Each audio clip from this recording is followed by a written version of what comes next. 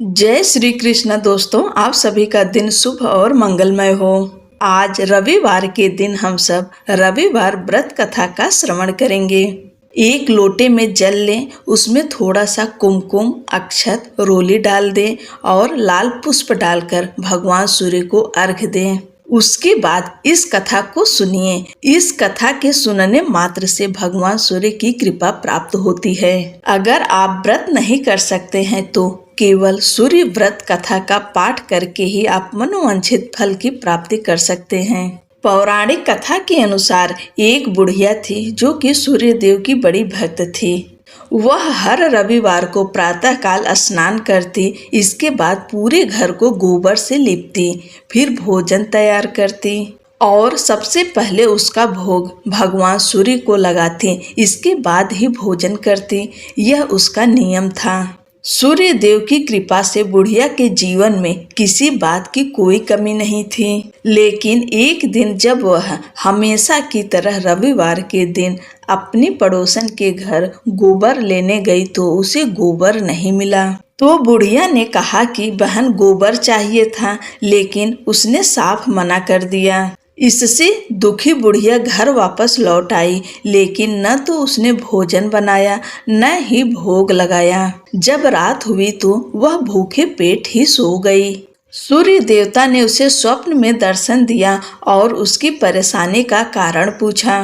बुढ़िया के दुख का कारण सुनकर सूर्य देवता ने उसे सर्व कामना पूर्ति गाय का आशीर्वाद दिया और अंतर ध्यान हो गए। जब बुढ़िया की आंखें खुली तो वह हैरान रह गई। उसने देखा कि उसके आंगन में तो गाय के साथ एक सुंदर सा बछड़ा बंधा है।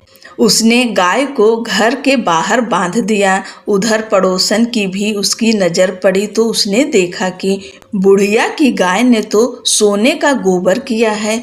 पड़ोसन ने मौका देखकर बुढ़िया की गाय के गोबर को अपनी गाय के गोबर से बदल दिया। सूर्य देवता ने जब ऐसा देखा तो उन्होंने जोर की आंधी चला दी। इससे बुढ़िया ने गाय को घर के अंदर बांध दिया।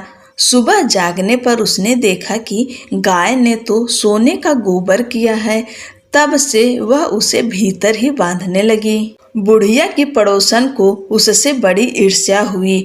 वह राजा के पास पहुंची और उसे पूरी बात बताई। यह सुनते ही राजा ने अपने सिपाहियों को भेजकर गाय को अपने यहाँ मंगवा लिया। लेकिन कुछ ही देर में राजा का पूरा महल गोबर ही गोबर से भर गया। राजा ने सिपाहियों को आदेश देकर गाय को बुढ़िया के पास छोड़ने का निर्देश दिया और पड़ोसन को दंड दिया। इसके साथ ही संपूर्ण प्रजा को सूर्य देव का व्रत और पूजन करने के लिए कहा जाता है कि सूर्य देव की कृपा से बुढ़िया के जीवन की ही तरह संपूर्ण राज्य के लोगों को सुख समृद्धि की प्राप्ति हुई। मान्यता है कि इस व्रत कथा को सच्ची श्रद्धा से पढ़ने पर धन तो लाभ होता ही है, साथ ही सभी मनोकामनाओं की पूर्ति होती है। बोलिए सूर्य भगवान की जय। भगवान सूर्य देव की दूसरी कहानी। विषादग्रस्त समुद्र को देखकर सूर्य देव ने प्रश्न किया, हे रत्नाकर, आपकी यह दशा क्यों हुई? यदि मैं आपके दुख निवारण में किंचित सहायक हो सका तो अपने आप को सौभाग्यशाली समझूंगा। समुद्र ने अपनी व्यथा प्रकट करते हुए कहा, हे आदित्य, मेरे पास अथाह जल का भंडार है, परंतु मैं इस जल राशि से एक पक्षी का भी प्यास नहीं बुझा सकता। मैं लोक कल्याण हेतु जल का उपयोग करने में असमर्थ हूँ। बस इसी पीड़ा से मैं अत्यधिक व्यथित रहता हूँ। समुद्र के दुख का कारण जानकर भगवान सूर्य ने कहा, हे महासागर, ऐसी संपदा जो अपनी विशालता प्रदर्शित करने के लिए ही सिंचित की जाए और उसे लोक कल्याण में व्यय न किया जाए, वह संपत्ति इस खारे जल के समान ही अनुपयोगी और व्यर्थ सिद्ध होती है तथा अनेकानेक दुखों का कारण भी बनती है। इसलिए बुद्धिमान को चाहिए कि अपने द्वारा संचित धन का समुचित अंश जन कल्याण हेतु समर्पित कर यश का भागी बने। समुद्र ने शंका प्रकट की, परंतु मित्र में इस खारे पानी को किस प्रकार उपयोगी और हितकर बना सकता हूँ। आदित्य, यदि आप कुछ उपाय करें तो मैं भी परमार्थ करके अपने को कृतकृत्य समझूंगा। सूर्य ने कहा, मैं अपनी तेज उष्मा से महान जलराशि का कुछ अंश वाष्पित कर दूंगा। ये वाष्प समूह ऊपर उठकर घटाओं के रूप में परिवर्तित हो जाएंगे। वायु के वेग से ये घटाएं सुदूर क्षेत्र में भिन्न भिन्न स्थलों में वर्षा करके धरती और समस्त प्राणियों को तृप्त कर देगी।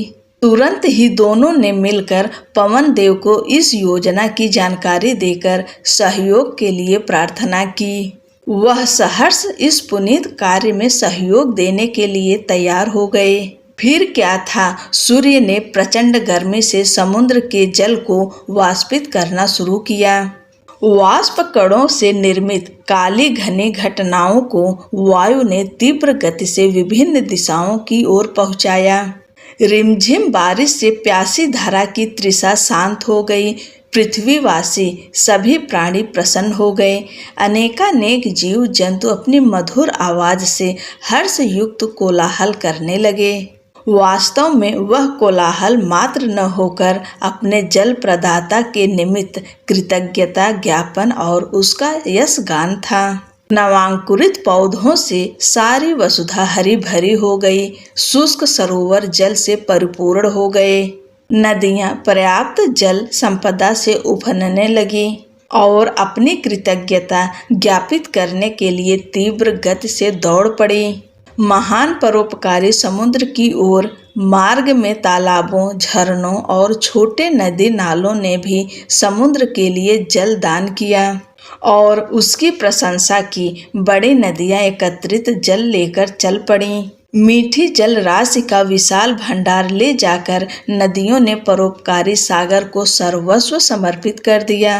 मीठे जल से संतृप्त उस महासागर को तब कितना संतोष और शांति मिली, यह उसके सिवा और कौन जान सकता है। सूरज ने देखा कि समुद्र के जल स्तर में रत्ती भर की कमी नहीं आई थी और न ही स्वयं के तेज में। इस कार्य में सहयोगी हवा भी सौंधी महक से सुरभित हो गई थी। इस तरह से सूर्य देव ने बुझाई थी समुद्र की प्यास। बोलो भगवान सूर्य नारायण की जय।